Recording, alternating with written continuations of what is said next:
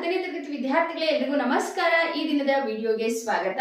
SSLC ಪೂರ್ವ ಸಿದ್ಧತಾ ಪರೀಕ್ಷೆ ಹಾಗೂ ಎಸ್ಎಸ್ಎಲ್ಸಿ ವಾರ್ಷಿಕ ಪರೀಕ್ಷಾ ಸಿದ್ಧತೆ ಸರಣಿ ವಿಡಿಯೋ 6ಕ್ಕೆ ನಿಮ್ಮೆಲ್ಲರಿಗೂ ಕೂಡ ಸ್ವಾಗತ. ಈಗಾಗಲೇ ಕಳೆದ ವಿಡಿಯೋಸ್ಗಳಲ್ಲಿ ನಿಮ್ಮ ಪರೀಕ್ಷೆಗೆ ಉಪಯುಕ್ತವಾಗೋ ರೀತಿ ನಾನು ಮಾಹಿತಿಯನ್ನು ನೀಡ್ತಾ ಬಂದಿದ್ದೇನೆ. ಅದೇ ರೀತಿ ಇವತ್ತಿನ ದಿನದ ವಿಡಿಯೋನಲ್ಲಿ ನಿಮ್ಮ ಪರೀಕ್ಷೆನಲ್ಲಿ ನೀವು ಸುಲಭವಾಗಿ ಯಾವ ರೀತಿ 4 ಅಂಕಗಳನ್ನ ಗಳಿಸಬಹುದು ಅನ್ನೋದರ ಕುರಿತಾಗಿ ನಾನು ನಿಮಗೆ ತಿಳಿಸ್ಕೊಡ್ತೀನಿ. ವಿದ್ಯಾರ್ಥಿಗಳೇ, ನಿಮ್ಗೆಲ್ರಿಗೂ ಗೊತ್ತಿರೋ ತರ ನಿಮ್ಮ ಪ್ರಶ್ನೆ ಪತ್ರಿಕೆಯಲ್ಲಿ 13ನೇ ಮೇನ್ ಅಪಠಿತ ಗದ್ಯ ಇರುತ್ತೆ. ಅಂದ್ರೆ ಕೆಳಗಿನ ಗದ್ಯ ಭಾಗವನ್ನ ಮನಸ್ಸಿನಲ್ಲಿ ಓದಿಕೊಂಡು ಕೊಟ್ಟಿರ್ತಕ್ಕಂತಹ ಪ್ರಶ್ನೆಗಳಿಗೆ ಉತ್ತರ ಬರೆಯಿರಿ ಅಂತ ಹೇಳಿ ಕೊಟ್ಟಿರ್ತಾರೆ. ಪ್ರಶ್ನೆ ಸಂಖ್ಯೆ 43. ಇಲ್ಲಿ ನೀವೇನ್ ಮಾಡ್ಬೇಕು ಅಂತ ಹೇಳಿದ್ರೆ, ಒಂದು ಗದ್ಯ ಭಾಗವನ್ನ, ಒಂದು ಪ್ಯಾರಾಗ್ರಾಫ್ ಅನ್ನ ಕೊಟ್ಟಿರ್ತಾರೆ. ಅದನ್ನ ಓದ್ಕೊಂಡು ಕೆಳಗೆ ಕೊಟ್ಟಿರ್ತಕ್ಕಂತಹ 2 ಪ್ರಶ್ನೆಗಳು, ಒಂದು ಆ ಇನ್ನೊಂದು ಆ ಅಂತ ಇರುತ್ತೆ. ಆ 2 ಪ್ರಶ್ನೆಗಳಿಗೂ ಕೂಡ ನೀವು ಉತ್ತರವನ್ನ ಬರಿಬೇಕಾಗತ್ತೆ. ಈಗ ಯಾವ ರೀತಿ ಸುಲಭವಾಗಿ ಉತ್ತರವನ್ನ ಕಂಡು ಹಿಡಿಯೋದು ಅಂತ ಹೇಳಿ ಹೇಳ್ಕೊಡ್ತಾರೆ. ಹಾಗೆ ಅದ್ರ ಜೊತೆಗೆ ನಾವು ಮೌಲ್ಯಮಾಪನಕ್ಕೆ ಹೋದಂತಹ ಸಂದರ್ಭದಲ್ಲಿ ವಿದ್ಯಾರ್ಥಿಗಳು ಮಾಡ್ತಕ್ಕಂತಹ ಸಾಮಾನ್ಯ ತಪ್ಪುಗಳೇನು ಈ ಮೇಲ್ನಲ್ಲಿ ಅಂತ ಹೇಳಿ ನಾನು ನಿಮ್ಗೆ ತಿಳಿಸ್ಕೊಡ್ತೇನೆ. ನೋಡಿ, ಇಲ್ಲಿ 4 ಅಂಕಗಳನ್ನ ಸುಲಭವಾಗಿ ತೆಕ್ಕೋಬಹುದು. ಆದ್ರೆ ವಿದ್ಯಾರ್ಥಿಗಳು ಇಲ್ಲಿ ಯಾವ ಮಿಸ್ಟೇಕ್ ಗಳನ್ನ ಮಾಡ್ತಾರೆ ಅಂತ ಹೇಳಿದ್ರೆ, ಮೊದಲನೇದಾಗಿ ನೋಡೋದಾದ್ರೆ ಪ್ರಶ್ನೆ ಸಂಖ್ಯೆಗಳನ್ನ ಹಾಕಿರೋದಿಲ್ಲ. ಹಾಗೇನೆ ಈಗ 43ನೇ ಪ್ರಶ್ನೆನಲ್ಲಿ 2 ಪ್ರಶ್ನೆ ಇರುತ್ತೆ, ಆ ಪ್ರಶ್ನೆ ಸಂಖ್ಯೆಗಳನ್ನ ಹಾಕಿರೋದಿಲ್ಲ. ಇದು ಮೊದಲನೇ ಮಿಸ್ಟೇಕ್. ಎರಡನೇ ಮಿಸ್ಟೇಕ್ ಏನು ಅಂತ ಹೇಳಿದ್ರೆ, ಇಲ್ಲಿ ಇರ್ತಕ್ಕಂತಹ ಪ್ರತಿಯೊಂದು ಪ್ರಶ್ನೆ ಕೂಡ, ಟೋಟಲ್ ಆಗಿ 2 ಪ್ರಶ್ನೆ ಇರುತ್ತಲ್ವಾ, ಪ್ರತಿಯೊಂದು ಪ್ರಶ್ನೆ ಕೂಡ 2 ಅಂಕಗಳಿಗೆ ಇರುತ್ತೆ. ಅಂದ್ರೆ ಆ ಪ್ರಶ್ನೆಗೆ 2 ಅಂಕಗಳಿಗೆ ಎಷ್ಟು ಉತ್ತರವನ್ನ ಬರೀಬೇಕು ಅಷ್ಟು ಉತ್ತರವನ್ನ ಬರೀಬೇಕು. ಆದ್ರೆ ವಿದ್ಯಾರ್ಥಿಗಳು ಏನ್ ಮಾಡ್ತೀರಾ, ಒಂದು ಪ್ರಶ್ನೆಗೆ ಒಂದೇ ಲೈನ್ ಅಲ್ಲಿ ಆನ್ಸರ್ ಮಾಡಿರ್ತೀರಾ, ಇನ್ನೊಂದಕ್ಕೆ ತುಂಬಾನೇ ಬರ್ದಿರ್ತೀರಾ. ಈ ರೀತಿಯಾದಾಗ ನೀವು ಯಾವ ಪ್ರಶ್ನೆಗೆ ಕಡಿಮೆ ಉತ್ತರ ಬರ್ದಿರ್ತೀರಲ್ಲ ಒಂದು ಲೈನ್ ನಲ್ಲಿ, ಅದಕ್ಕೆ 2 ಅಂಕಗಳು ಸಿಗೋದಿಲ್ಲ. ಹಾಗಾಗಿ 2 ಅಂಕಗಳಿಗೆ ಪ್ರತಿಯೊಂದು ಪ್ರಶ್ನೆ ಇರೋದ್ರಿಂದ ನೀವು ಕಡಿಮೆ ಅಂತಂದ್ರೂ 5 ರಿಂದ 6 ಲೈನ್ ಉತ್ತರವನ್ನ ಬರೀಲೇಬೇಕು. ಇದನ್ನ ಗಮನದಲ್ಲಿ ಇಟ್ಕೊಳ್ಳಿ. ಇನ್ನು ನೆಕ್ಸ್ಟ್ ವಿದ್ಯಾರ್ಥಿಗಳು ಮಾಡ್ತಕ್ಕಂತಹ ತಪ್ಪು ಏನು ಅಂತ ಹೇಳಿದ್ರೆ, ನಿಮಗೆ ಉತ್ತರಗಳನ್ನ ಹುಡುಕೋದೇ ಗೊತ್ತಾಗ್ತಾ ಇಲ್ಲ. ಎಷ್ಟೋ ಜನ ವಿದ್ಯಾರ್ಥಿಗಳಿಗೆ ಏನೋ ಉತ್ತರವನ್ನ ಬರೆದ್ಬಿಡ್ತೀರಾ. ಈ ರೀತಿ ಮಾಡಬೇಡಿ ಮಕ್ಕಳೇ. ಈ ರೀತಿ ಮಾಡಿದ್ರೆ 4 ಅಂಕಗಳನ್ನ ಕಳೆದುಕೊಂಡ್ಬಿಡ್ತೀರಾ.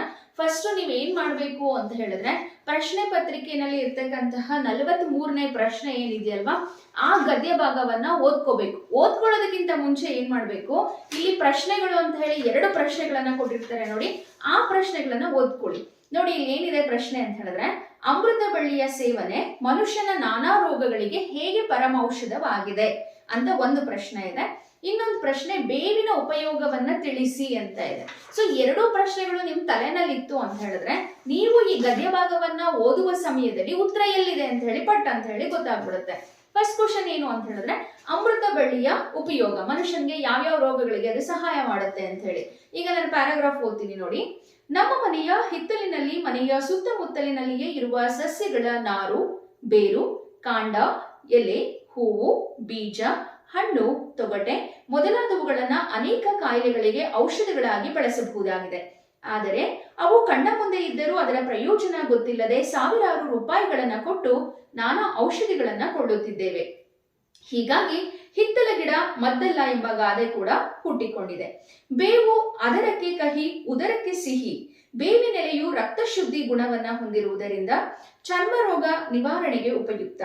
ಯುಗಾದಿ ಹಬ್ಬದ ಕಾಲದಲ್ಲಿ ಬೇವಿನ ಎಲೆ, ಹೂವಿನ ಸೇವನೆ ಬಹಳ ಪರಿಣಾಮಕಾರಿಯಾಗಿರುತ್ತದೆ. ಬೇವಿನ ಸೊಪ್ಪನ್ನ ಅರಿಶಿಣದೊಂದಿಗೆ ಅರೆದು ಚರ್ಮಕ್ಕೆ ಹಚ್ಚುವುದರಿಂದ ಶೀತ, ಪಿತ್ತದಿಂದ ತುರಿಕೆ, ಕಜ್ಜಿ ಉಂಟಾಗಿದ್ದರೆ ನಿವಾರಣೆಯಾಗುತ್ತದೆ. ಕೃಷ್ಣ ತುಳಸಿ ಎಲೆಯ ರಸವನ್ನ ಜೇನುತುಪ್ಪದೊಂದಿಗೆ ಸೇವಿಸುವುದರಿಂದ ಕೆಮ್ಮು ನಿವಾರಣೆಯಾಗುತ್ತದೆ. ಕೃಷ್ಣ ತುಳಸಿ ಎಲೆಯನ್ನ ಉಪ್ಪಿನೊಂದಿಗೆ ಜಜ್ಜಿ ರಸ ಹಚ್ಚುವುದರಿಂದ ತುರಿಕಜ್ಜಿ ಗುಣವಾಗುವುದು. ಅಮೃತ ಬಳ್ಳಿಯಂತೂ ನಾನಾ ರೋಗಗಳಿಗೆ ಪರಮೌಷಧವಾಗಿದೆ. ಅಮೃತ ಬಳ್ಳಿಯ ರಸ ಅಥವಾ ಕಷಾಯ ಸೇವಿಸುವುದರಿಂದ ಜ್ವರ ನಿವಾರಣೆಯಾಗುತ್ತದೆ. ಕೀಲು ನೋವಿಗೆ ಅಮೃತ ಕಾಂಡ, ಶುಂಠಿ ಪುಡಿಯಿಂದ ತಯಾರಿಸಿದ ಕಷಾಯ ಉಪಯುಕ್ತ. ಅಮೃತ ಬಳ್ಳಿ ಸೋಂಕು ನಿರೋಧಕ ಶಕ್ತಿಯನ್ನ ಹೊಂದಿದೆ. ನೆಗಡಿ, ಕಫ, ಕೆಮ್ಮು ಇದ್ದಾಗ ಜೇನಿನೊಂದಿಗೆ ಅಮೃತ ಬಳ್ಳಿ ಎಲೆಯ ಸೇವನೆ ರೋಗ ಶಮನಕ್ಕೆ ಸಹಕಾರಿಯಾಗುತ್ತದೆ. ಇಂತಹ ಉಪಯೋಗಕಾರಿ ಸಸ್ಯಗಳು ಪ್ರಕೃತಿಯ ಕೊಡುಗೆಯಾಗಿದೆ. ಇವುಗಳನ್ನ ಬೆಳೆಸಿ ಸರಿಯಾಗಿ ಅರಿತು ಬಳಸಿದರೆ ಇವು ಆರೋಗ್ಯ ಸಂಜೀವಿನಿಯೇ ಆಗಿದೆ. ನೋಡಿ, ಪ್ಯಾರಾಗ್ರಾಫ್ ನ ಓದಿದ ತಕ್ಷಣ ನಿಮ್ಗೆ ಅರ್ಥ ಆಗುತ್ತೆ. ಹಾಗೆ ಸಾಕಷ್ಟು ಬಾರಿ ಪ್ರಶ್ನೆ ಸಂಖ್ಯೆ 1 ಹಾಗೆ ಪ್ರಶ್ನೆ ಸಂಖ್ಯೆ 2ರಲ್ಲಿ ಪ್ರಶ್ನೆ 2 ಏನಿದೆಯಲ್ವಾ ಅದರ ಉತ್ತರ ಮೊದಲೇ ಇರುತ್ತೆ ಸಾಕಷ್ಟು ಬಾರಿ. ನಾನು ಹಿಂದೆ ಪ್ರಶ್ನೆ ಪತ್ರಿಕೆಗಳನ್ನ ಗಮನಿಸಿದ್ದೇನೆ, ಸುಮಾರು ಪ್ರಶ್ನೆ ಪತ್ರಿಕೆಗಳನ್ನ. 2ನೇ ಪ್ರಶ್ನೆಗೆ ಉತ್ತರ ಮೊದಲೇನೆ ಇರುತ್ತೆ ನೋಡಿ. ಇಲ್ಲಿ ಅಮೃತ ಬಳ್ಳಿಯ ಸೇವನೆ ಮನುಷ್ಯನಿಗೆ ನಾನಾ ರೋಗಗಳಿಗೆ ಹೇಗೆ ಉಪಯೋಗವಾಗಿದೆ ಅಂತ ಇದೆ. ನೀವು ಇಲ್ಲಿ ಅಮೃತ ಬಳ್ಳಿ ಹಾಗೆ ನಾನಾ ರೋಗ ಹೇಗೆ ಈ ಕೀವರ್ಡ್ಸ್ ನ ನೆನ್ಪಿಟ್ಕೊಂಡ್ಬಿಟ್ಟು ಅದು ಗದ್ಯ ಭಾಗದಲ್ಲಿ ಎಲ್ಲಿದೆ ಅಂತ ಹೇಳಿ ಹುಡುಕ್ಬೇಕು.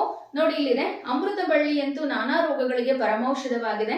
ಅಮೃತ ಬಳ್ಳಿಯ ರಸ ಕಷಾಯ ಸೇವಿಸುವುದರಿಂದ ಜ್ವರ ನಿವಾರಣೆಯಾಗುತ್ತದೆ. ಕೀಲು ನೋವಿಗೆ ಅಮೃತ ಕಾಂಡ ಶುಂಠಿ ಪುಡಿಯಿಂದ ತಯಾರಿಸಿದ ಕಷಾಯ ಉಪಯುಕ್ತ.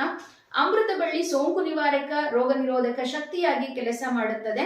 ನೆಗಡಿ, ಕೆಮ್ಮು, ಕಫ ಇದ್ದಾಗ ಜೇನಿನೊಂದಿಗೆ ಅಮೃತ ಬಳ್ಳಿ ಎಲೆಯ ಸೇವನೆ ರೋಗ ಶಮನಕ್ಕೆ ಸಹಕಾರಿಯಾಗುತ್ತದೆ. ಸೊ ಇಷ್ಟು ಉತ್ತರ ಬರೆದ್ರೆ ಮಾತ್ರ ನಿಮ್ಗೆ 2 ಅಂಕ ಸಿಗುತ್ತೆ. ನೆಕ್ಸ್ಟ್ ಬೇವಿನ ಉಪಯೋಗ, ಬೇವಿನ ಎಲೆಯಿಂದ ಏನೇನು ಉಪಯೋಗ ಇದೆ ಅಂತ ನೋಡಿ. ಸ್ಟಾರ್ಟಿಂಗ್ ಅಲ್ಲೇ ಕೊಟ್ಟಿದ್ದಾರೆ, ಬೇವು ಅದರಕ್ಕೆ ಕಹಿ ಉದರಕ್ಕೆ ಸಿಹಿ. ಬೇವಿನೆಲೆಯ ರಕ್ತ ಶುದ್ಧಿ ಗುಣವನ್ನ ಹೊಂದಿರುವುದರಿಂದ ಚರ್ಮ ರೋಗ ನಿವಾರಣೆಗೆ ಉಪಯುಕ್ತ.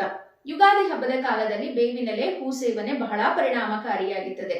ಬೇವಿನ ಸೊಪ್ಪನ್ನ ಅರಿಶಿಣದೊಂದಿಗೆ ಅರೆದು ಚರ್ಮಕ್ಕೆ ಹಚ್ಚುವುದರಿಂದ ತುರಿಕೆ, ಕಜ್ಜಿ ಉಂಟಾಗಿದ್ದರೆ ಆಗುತ್ತದೆ.